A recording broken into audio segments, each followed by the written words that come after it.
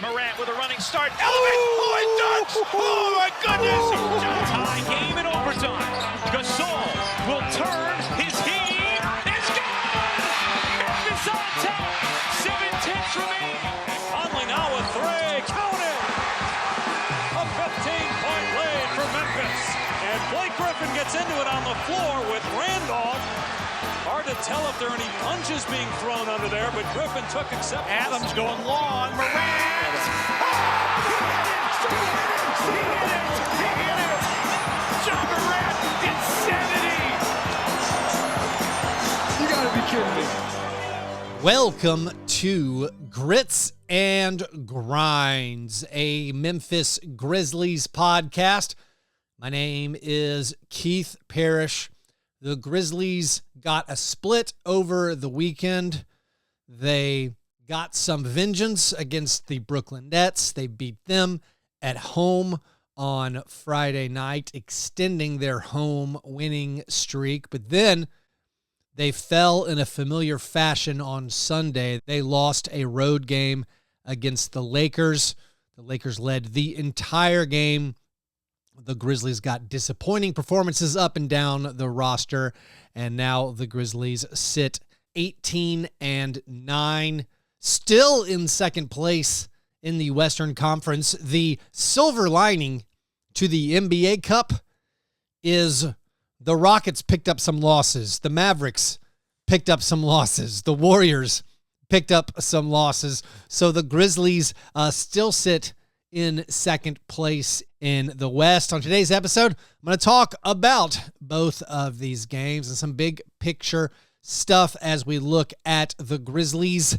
But before we get there, just a reminder, if you want to support this program and get access to exclusive bonus content and join my listener Slack channel, all of that is available at patreon.com/fastbreakbreakfast. All right, the win over the Nets on Friday was a little bit ragged, but eventually the Grizzlies ran away with it. They had a late 13-1 run in the fourth quarter that basically made a blowout. They were getting whatever they wanted offensively, but they weren't really stopping the Nets that effectively. That's why it felt to me a little bit ragged. The Nets had actually cut it to 2 in the third quarter, very early on in the second half, but then the Grizzlies had a 13-0 run. And then later the Nets bounced back and they were within 8 in the fourth, but then the Grizzlies had that final run to put the game away. This one was notable for strong performances from Ja Morant, Jaren Jackson Jr., and Santi Aldama. Ja had a double-double with 28 points and 10 rebounds. He had his highest scoring quarter of the season so far. He had a 16-point second quarter. Jaren had a season high with 5 steals to go with 20 points and 7 rebounds. Santi Aldama with an absolutely massive game off of the bench.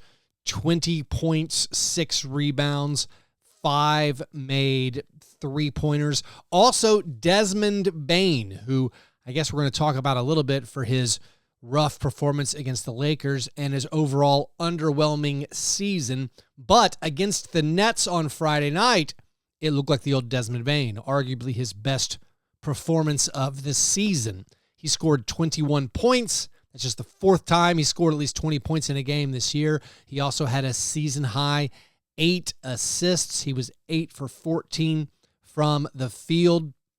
So Desmond Bane played great, and the Grizzlies ran away with the game. It was their 7th game this year where they scored at least 130 points. They have the most of those games in the NBA this season. It was the Grizzlies' 11th win by at least 15 points. Only the Thunder have more 15-point wins this season. This victory against the Nets, which was the Grizzlies' 7th straight home win, that got them up to 11-3 against the East. The 3 losses, of course, to the Nets twice. This was a weird situation where the Grizzlies played a team from the East for the 3rd time in a season. That's only been possible in the last 2 seasons since they started doing the NBA Cup. Last year, they swept the Pistons in all 3 games. This year, they avoided the sweep to the Nets by getting this victory. Their other loss against the East was to the Chicago Bulls. Notably, this victory against the Nets was the Nets' last game with Dennis Schroeder. Dennis Schroeder has been traded to the Warriors. So there was a little bit of a dust-up, and of course, Dennis Schroeder is a certified Grizz killer. He's had massive games against the Grizzlies. Schroeder got into it after the buzzer a little bit, or right before the buzzer. The Nets coach Jordi Fernandez didn't like how Ja Morant was kind of trash-talking the bench, and then Schroeder said something to Taylor Jenkins that made Taylor Jenkins very angry. If you're watching the game on the local FanDuel TV feed, you heard a very clear expletive from Taylor Jenkins, mad at whatever Dennis Schroeder said. So there was something going on there, and now it turns out with this trade that the Grizzlies will face Schroeder again on Thursday night. The Grizzlies play the Warriors this Thursday night home game. Hopefully the Grizzlies can take care of business, but it turns out possibly Dennis Schroeder will end up playing the Grizzlies 6 times this season now that he's on the Warriors. By the way, the Warriors traded our guy DeAnthony Melton for Dennis Schroeder. Melton, of course, is out for the season with a torn ACL. But the Grizzlies had a very good win. I guess if we're looking at other things to take away from the game against the Nets, it was notable that Luke Kennard was healthy and did not play. A healthy DMP for Luke Kennard, and then people were maybe trying to come up with some conspiracies because I saw somebody say that he'd locked his social accounts. I looked it up, and apparently he had not locked his social accounts. Maybe he did briefly. I did find out Luke Kennard has me blocked on Twitter, so tough scene for me, I guess.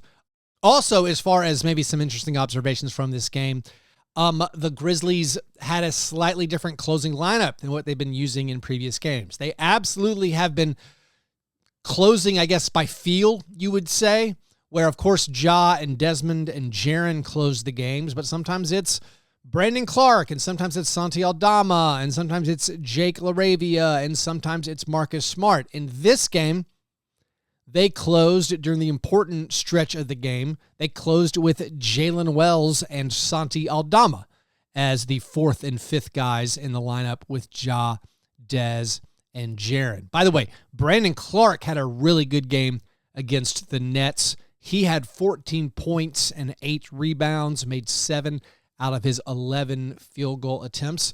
Perhaps he would have been in the closing lineup, but he was sort of out of minutes. He'd actually played rather long stretches at the start of each quarter, so he'd already played 23 and a half minutes midway through the 4th quarter when they went to Santi Aldama. But Brandon had a good game. Santi, of course, like I said, a great game. Jalen Wells, he got to close this game, had a very strong performance, 13 points, 5 rebounds, 3 assists. He was 5 for 8 from the field with 2 3-pointers. So after that Nets win, it seemed like everybody was in full force celebrating the Grizzlies for being maybe this team nobody's talking about. You had some national people release some content about the Grizzlies. The Thinking Basketball channel released a video about the Grizzlies' non-pick-and-roll offense. So the Grizzlies at that point had won 10 of 11. We're feeling a little bit good about ourselves. And then we get the game on Sunday to put us back in our place. The Grizzlies did not compete very well against their old foe, the Los Angeles Lakers. Once again, Anthony Davis dominated the Grizzlies. Anthony Davis had 40 points and 16 rebounds. Just a massive game from Anthony Davis. Meanwhile, LeBron James, who'd missed several of the Lakers' previous games, he returned to the lineup. They shook up their starting lineup. They started Max Christie along with LeBron, AD, Austin Reeves, and Rui Hachimura. This was the first time the Lakers have ever used that starting lineup, and it worked. The Lakers got up early in the game. They held the Grizzlies in check in the first half. The Grizzlies had their lowest scoring first quarter of the season with 20 points. They ended up with their lowest scoring first half of the season with 46 points. This was the third time the Grizzlies have failed to hit 50 points in a first half.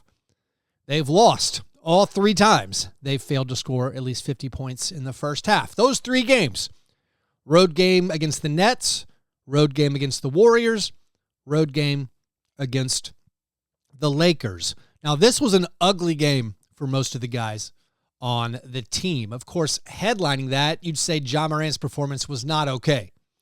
Ja Morant was 6 for 21 from the field and had 7 turnovers. But also, up and down the roster, you'd say these performances were not good enough. Desmond Bane only gave you 7 points. The vaunted Grizzlies bench, it gave you basically nothing except for the new returnees to the bench, Zach Edey and Luke Kennard, who had not been part of the bench attack over the previous winning streak. Zach Edey made his return from injury. They did a break glass in case of emergency situation with Luke Kennard in this game, where he wasn't going to be in the rotation, but then it was going so horribly, they're like, let's play Luke. It honestly was reminiscent of Troy Daniels back in the day. Troy Daniels was a break glass in case of emergency type player. Like, hey, Troy, go make some 3-pointers if you can. But the bench guys who had been so instrumental to the Grizzlies' winning ways did not have it. Scottie Pippen Jr., Santi Aldama, Jake LaRavia, Marcus Smart, Jay Huff. Rough games up and down the roster. They contributed to an overall 3-point attack that wasn't there. The Grizzlies struggled making 3-pointers. Also, the Lakers struggled making 3-pointers. The Grizzlies turned the ball over 20 times. The Lakers turned the basketball over 21 times. This game had, where are my notes? This game had 41 turnovers and 58 fouls. It took 2 hours and 45 minutes. Why is every Grizzlies game longer than a Titans game? I have no idea. I think it has to do with pace and the number of fouls and turnovers and the stoppages. Grizzlies games are so long. But the Grizzlies offense was bogged down. This was one of the worst offensive performances of the season. Now, we've been talking about the new offense. It's gotten publicity, I'd say, in the last week or so. The Grizzlies, of course, are one of the best points per game teams in the NBA. They're one of the best teams as far as offensive rating. But in a situation like this, you start asking questions. It seems like it's all bogged down. No one can get a shot up. It seems to devolve into call 12 or just let Zach Edey grab the rebound. That offense actually worked pretty well. Zach Edey, by the way, had a new career high in offensive rebounds. He had 8 offensive rebounds. Zach Edey with a double-double off the bench with 13 points and 10 rebounds. But overall, it was a pretty poor performance from the Grizzlies offense. They averaged .74 points per half-court possession. It's a 74 offensive rating on half-court possessions. Against bad teams, it's been looking good. Against teams that aren't terrible, I mean, the Lakers aren't any great shakes or anything. They were 13-12 coming into this game, now 14-12. But things did not look good. J.J. Redick before the game was talking about taking away the middle, about how they get the ball in the middle and then there's all these cutters. He described it as a wheel, which is how all the players are moving in concert. If you drive right, every player cuts right on the court. He called it a wheel. He talked about the middle a lot. It seems like the Lakers' defensive plan was to take away the middle, and I felt like they were rather successful at that. The Grizzlies got their fair number of paint points, but you look at the overall efficiency numbers, very bad in this game. And it seemed like packing the paint, taking away the middle, was effective. When you have an Anthony Davis, you can do that. But outside of Jaren Jackson Jr., just the total offense wasn't really there. Now let's go through some of these specific stats of the players and the notable differences maybe in wins and losses or home and road games. There's some interesting splits to talk about. Like Ja Morant. All right. Obviously, it was not a great game from Ja Morant. This was the 5th loss of the season with Ja Morant. The Grizzlies are 11-5 when he plays. That's great. In the losses, Ja is averaging 5.4 turnovers per game. This was a season-high 7 turnovers for him. In wins, he's only averaging 3.2 turnovers. Some very obvious numbers are the shooting splits in wins and losses for Ja Morant. In wins, he's shooting 47%. In losses, 41%. Now, Santi Aldama was kind of a no-show in this game. After that huge Nets game, Santi only made 1 out of 8 field goal attempts. He scored 6 points. This season, home and road splits for Santi are very stark. Santi's making 29% of his three-pointers on the road. Meanwhile, he's making 45% of his threes at home. Now let's talk about Marcus Smart's splits, or just his numbers, against teams that have winning records. As far as I can tell, Marcus Smart has played 7 games against teams that have a winning record. The Grizzlies are 2-5 in those games. Now, this is not a Marcus Smart situation. This is a Grizzlies situation. More on that in a second. But this season, in the 7 games against teams with a winning record, Marcus Smart is shooting 28%.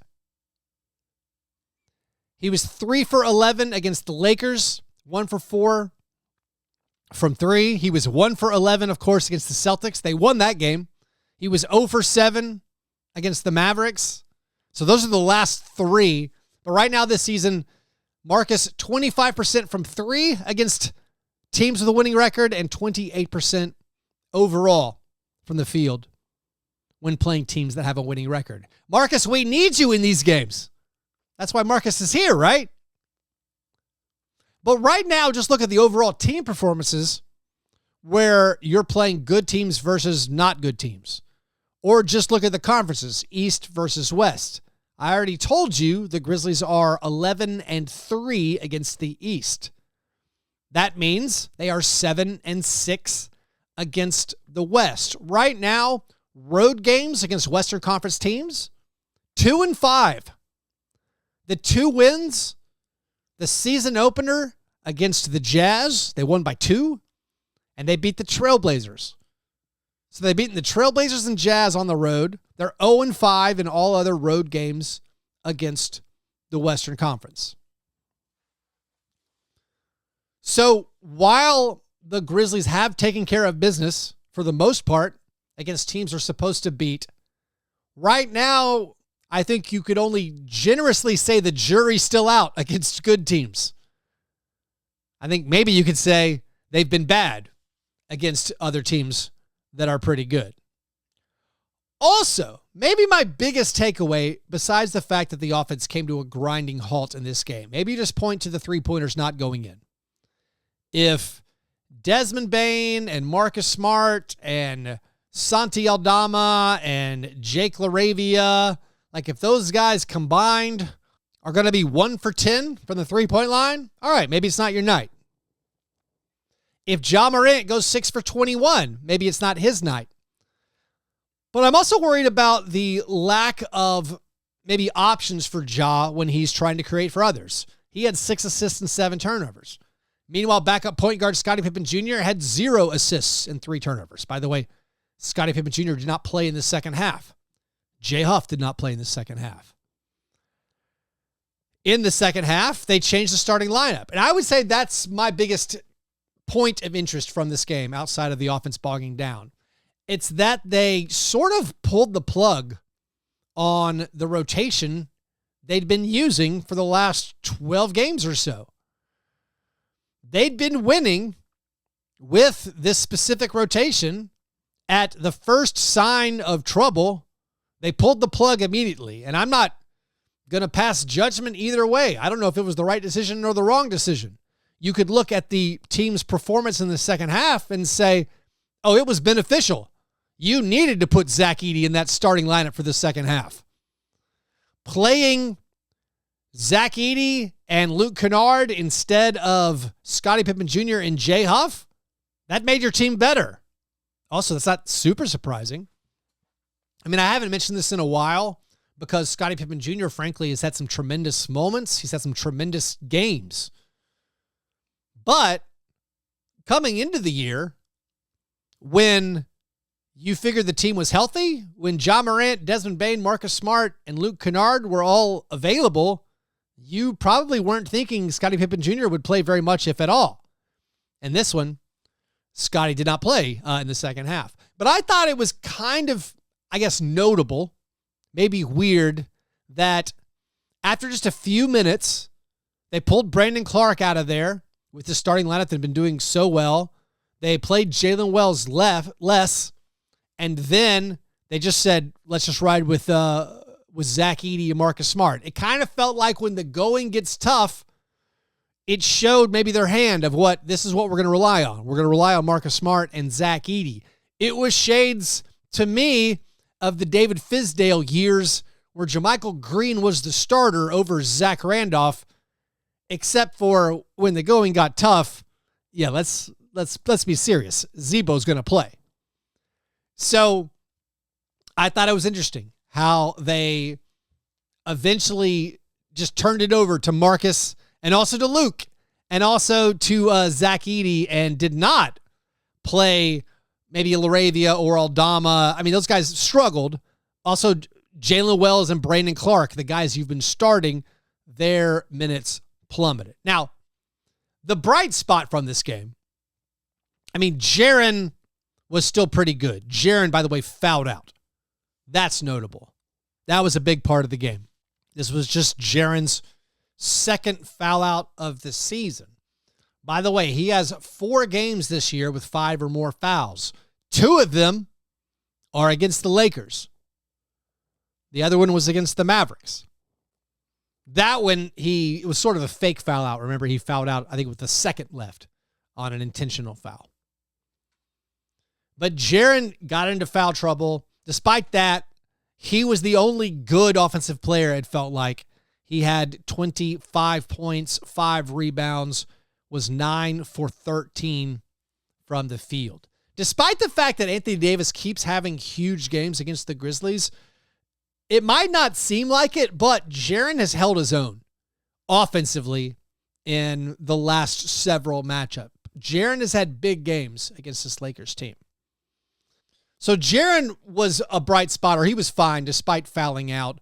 But I would say, again, the biggest bright spot is just Zach Edey's return and how much of a spark he provided the team, how effective he was on the glass, got that double-double, also got a nice assist on a pocket pass out of a post-up to a cutting Desmond Bane. It seemed like Edey did a good job kind of, I mean, I don't want to say slowing down, but he actually seemed to be able to go at Anthony Davis and was effective doing that. With him inserted into the lineup, the Grizzlies actually kind of made a game of it in the second half. They finished the third quarter on a really long 19-5 run. A Luke Kennard three-pointer capped off that run, and it brought the Grizzlies within 8 going into the fourth quarter. There was another Luke Kennard open 3 midway through the fourth that cut it to 7, but the Grizzlies did not get any closer after that. Luke's final numbers, by the way, he made 3 out of 4 three-pointers, finished with 12 points and 3 assists. I mean, what are they going to do for this game on Thursday? So they played 12 guys, but once Luke and Zach came in, they did not go back to Jay Huff or Scottie Pippen. Jay Huff and Scottie, of course, facing their old team, the Lakers. They did not have revenge performances in this one. But the decision for Taylor Jenkins and the coaching staff on who to play, it's tough, and it's going to get tougher as more guys return. But Luke Kennard going from a DMP to playing almost 16 minutes in the second half, and now you've had one loss, or you've won 10 out of your last 12, but you'd been starting Brandon Clark. All of a sudden, you turned over more of the minutes to Zach Edey. You'd been starting Jalen Wells.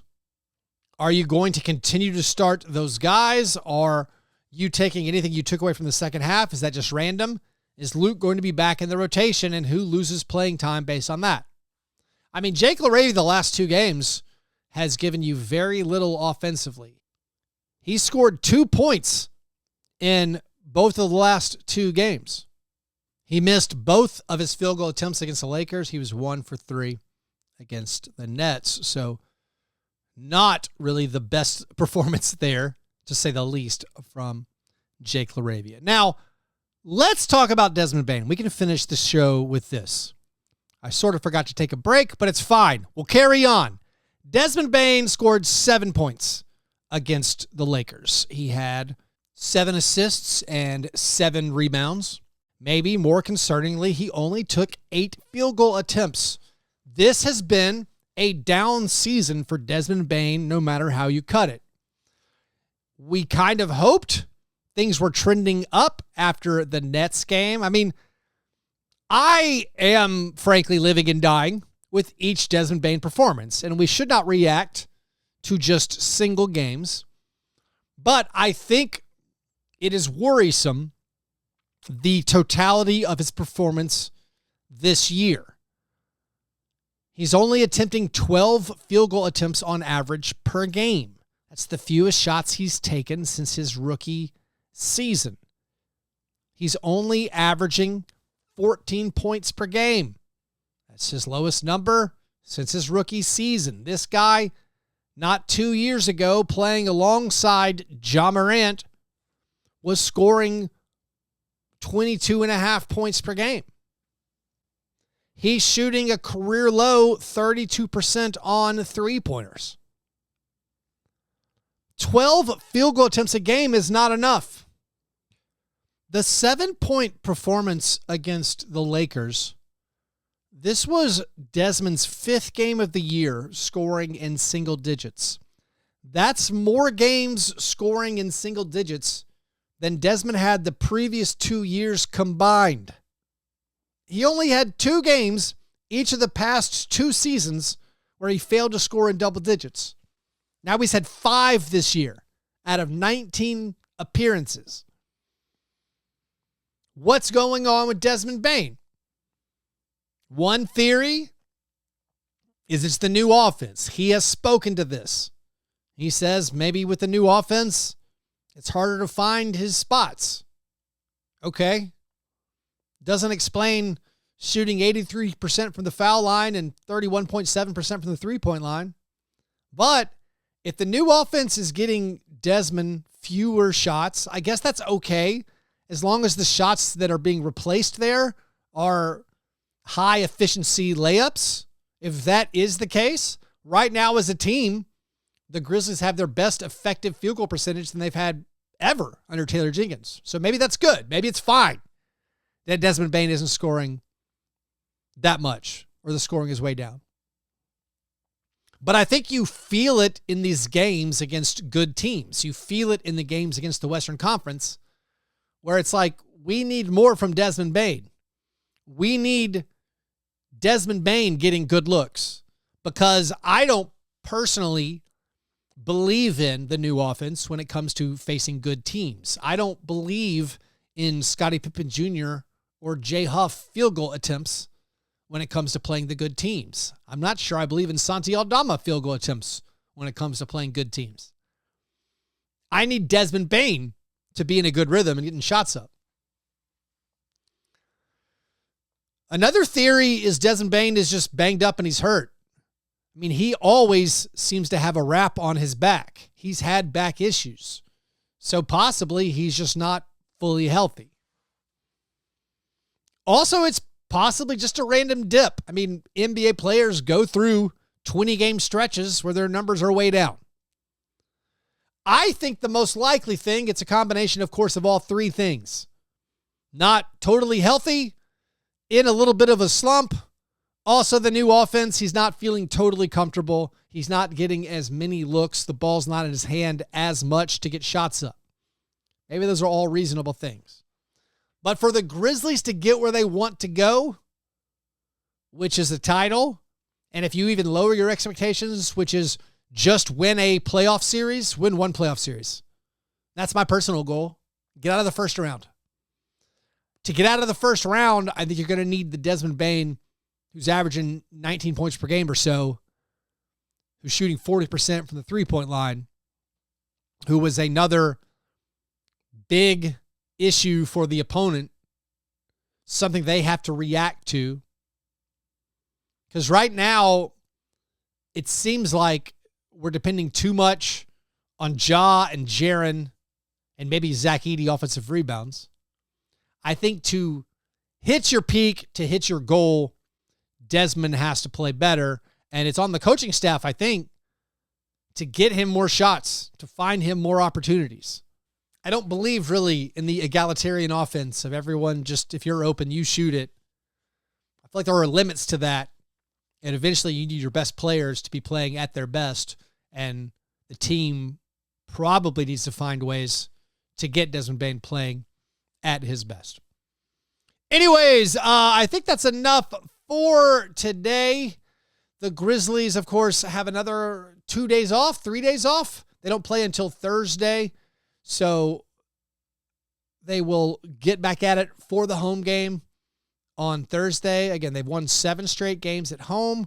They get to play their rivals, the Warriors. The Warriors have lost 8 of their last 10 games. So a good chance to pick up a important victory over a Western Conference team that you are competing right now in the standings with. Anyways, if you want to support this show, do that at patreon.com/fastbreakbreakfast. All right, hope you guys have a great day. I'll talk to you soon. Go Grizz.